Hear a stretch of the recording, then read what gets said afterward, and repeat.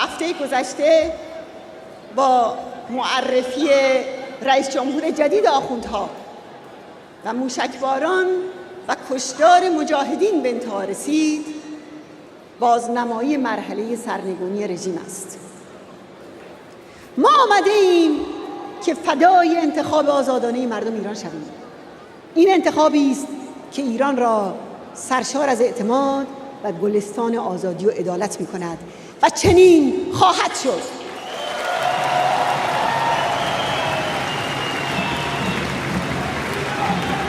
Hello and greetings to all of you gathered today in Paris. I'd like to thank Mrs. Rajavi for the opportunity to speak to you today. I join you in solidarity in condemning the latest deadly rocket attack on Camp Liberty that killed 2 and wounded many more. I have the honor this evening of reading 3 important messages from the United States Senate. I first want to begin with the chairman of the Senate Armed Services Committee, Carl Levin.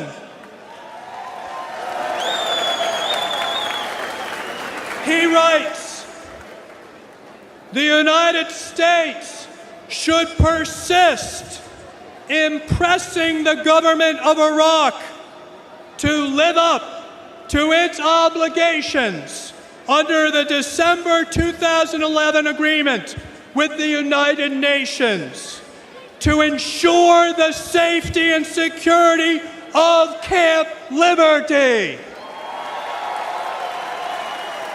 I believe that the most honorable thing to do would be to take all those people who are now at liberty in Ashraf, and because of the promises made by the United States of America, by my country, I believe it is our obligation to take all of them and bring them to the United States of America immediately. That would be the right thing to do. That would be the honorable thing to do.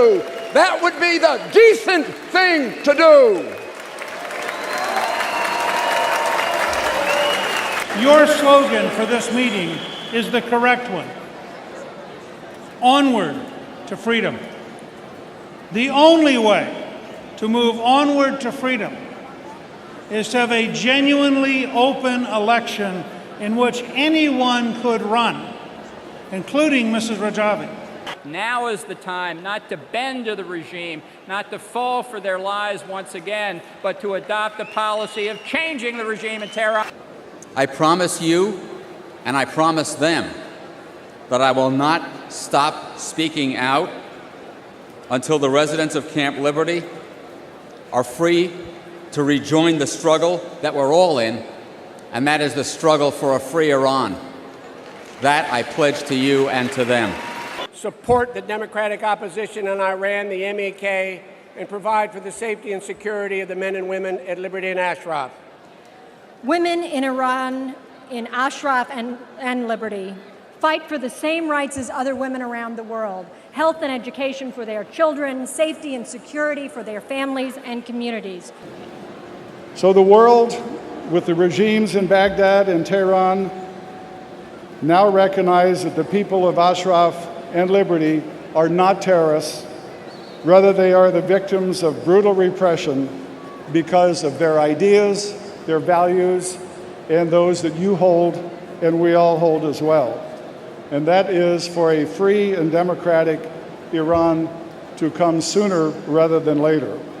Religious dictatorship ruling Iran does not, in fact, represent the Iranian people. And if you want to look at who does represent the Iranian people, look to those like Madame Rajavi.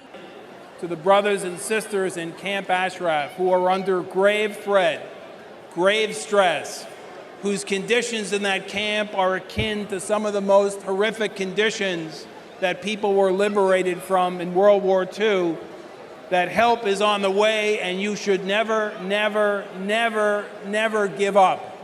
Finally, to the residents of Liberty and Ashraf, continue to hang tough.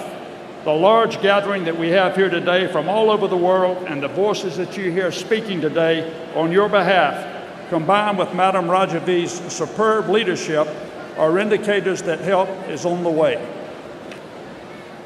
The United Nations, the U.S. government, and the Iraqi government have all agreed that the MEK must be protected. They must see that this is done.